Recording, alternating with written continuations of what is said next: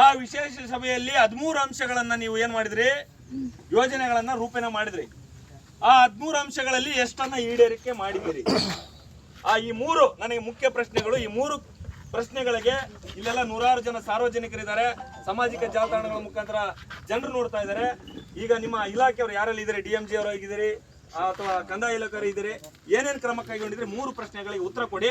4ನೇ ಪ್ರಶ್ನೆ, ಇವತ್ತೇನು ಅನಿರ್ದಿಷ್ಟಾವಧಿ ಶಾಂತಿ ಪ್ರತಿಭಟನೆ ಅನ್ಬೇಕಾ, ಸತ್ಯಾಗ್ರಹ ಅನ್ಕೋಬೇಕಾ, ಆ ಕಾರ್ಯಕ್ರಮಕ್ಕೆ ನಮ್ಮ ಬೇಡಿಕೆ ಹಲವಾರು ಅಂಶಗಳಲ್ಲಿ ಮುಖ್ಯವಾದದ್ದು ಒಂದು, ರಸ್ತೆಗಳನ್ನ ಅಭಿವೃದ್ಧಿಪಡಿಸಬೇಕು, ಕಾರಿಡಾರ್ಗೆ ಅವರಿಗೆ ಇವರಿಗೆಲ್ಲರಿಗೂ ಕೂಡ ಅನುಮತಿ ಕೊಡಬೇಕನ್ನುವಂಥದ್ದು.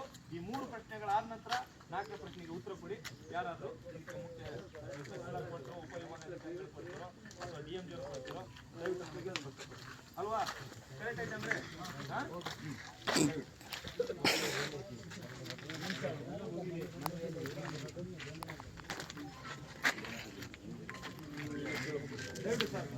ಕರೆಕ್ಟ್ ಇದಲ್ಲ ಅಂದ್ರೆ ಇಷ್ಟೊಂದೇ ನಮ್ಮ ಇಷ್ಟತ್ರ ಆಗಿರ್ಬೋದೇನೋ ಮನವಿಗಳು ಹೋಗೋದು, ಮನವಿ ಕೊಡೋದು, ಫೋಟೋ ತಗೊಳ್ಳೋದು, ಪೇಪರ್ ಹಾಕೋದು, ಬರೋದು. ಹೌದಾ? ನೀವು ಕನ್ಫ್ಯೂಸ್ ಆಗಿದ್ರಿ ಇಲ್ಲ ಸರ್. ಯಾಕಂತಂದ್ರೆ ಬರೋದು, ಮನವಿ ಪತ್ರ ಇಸ್ಕೊಂಡು ಹೋಗೋದು, ಇವರು ಹೇಳೋದೇನು ಗೊತ್ತಾ,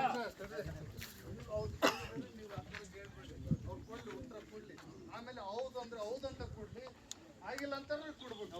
ಅಷ್ಟೇ ನಾವು ಕೇಳಿದ್ವಿ. ಏನ್ ಹೇಳಿದ್ವಿ ಅದ್ರಂತೆ ನೀವು ನಡ್ಕೆ ಬರ್ತೀವಿ. ಬೇರೆ ಮಾತಾಡ್ತಾ ಇದಾರೆ ನೀವು ಆ ಥರ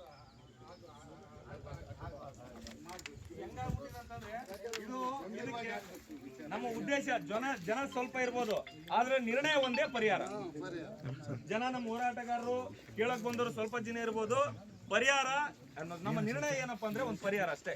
ಇಲ್ಲ ಅಂತಂದ್ರೆ ನಾವು ಸಾಕಷ್ಟು ಬಾರಿ ಹೋಗಿದೀವಿ, ಪೋಸ್ ಕೊಟ್ಟಿದೀವಿ, ಫೋಟೋ ತಕೊಂಡಿದ್ವಿ, ಪೇಪರ್ಗೆ ಹಾಕಿದೀವಿ, ಅವರು ಸಂಬಂಧಪಟ್ಟ ಇಲಾಖೆ ಕಳಿಸ್ತೀನಿ, ಮಾತಾಡ್ತೀನಿ, 1 ವಾರ 15 ದಿನ 20 ದಿನ ಅಂತ ಈ ತರದ ಭರವಸೆಗಳು ನೂರಾರು ಆಗಿರ್ತದೆ.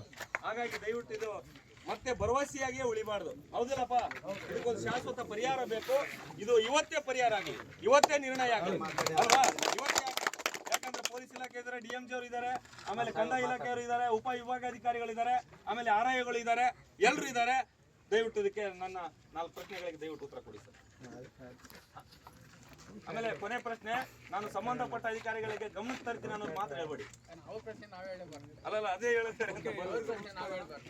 ಇವತ್ತು ಏನು ಈಗ ಗಣಿಗಾರಿಕೆ ಪ್ರದೇಶಗಳಲ್ಲಿ ಏನು ಪುನಶ್ಚೇತನ ಹೋರಾಟ ಸಮಿತಿ ಅಂತ ಏನು ಮಾಡ್ಕೊಂಡಿದ್ದೀರಾ,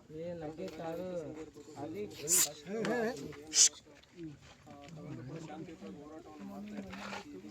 3 ಡೇಸಿಂದ ಬಂದಿಲ್ಲ ಅದನ್ನು ಹೇಳಿದರೆ ತಮಗೆಲ್ಲ ಗೊತ್ತಿದೆ.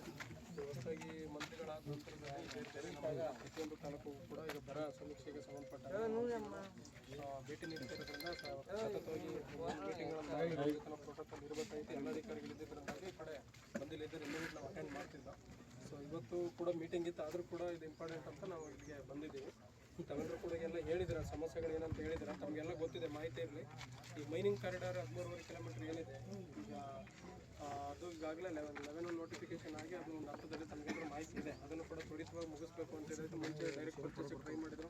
ಯಾರು ಒಪ್ಪದೇ ಇದ್ದಾಗ ಇದು ಕಂಪಲ್ಸರಿ ಇದು ಮೈನಿಂಗ್ ಕಾರಿಡಾರ್ ಬೇಕೇ ಬೇಕು. ನೀವೆಲ್ಲ ಹೇಳಿದ್ರಿ, ಈಗ ಹಳ್ಳಿಗಳ ಮುಖಾಂತರ ಹೋದ್ರೆ ತುಂಬ ಸಾರ್ವಜನಿಕವಾಗಿ ತುಂಬ ಸಮಸ್ಯೆಗಳಿದೆ, ಅದು ನಮ್ಮ ಗಮನಕ್ಕಿದೆ. ಅದಕ್ಕೋಸ್ಕರನೇ ಪ್ರತ್ಯೇಕವಾಗಿ ಮೈನಿಂಗ್ ಕಾರಿಡಾರ್ ಮಾಡಬೇಕು ಅಂತ ಒಂದು ಪ್ರಸ್ತಾವನೆ ಇರೋದ್ರಿಂದ ಅದು ಭಾಳ ತ್ವರಿತವಾಗಿ ಅದನ್ನು ಮಾಡ್ತಾ ಇದ್ವಿ. ಅದು ಒಂದು ಕಡೆ ಆಯಿತು, ಅದು ನಡೀತಾ ಇದೆ.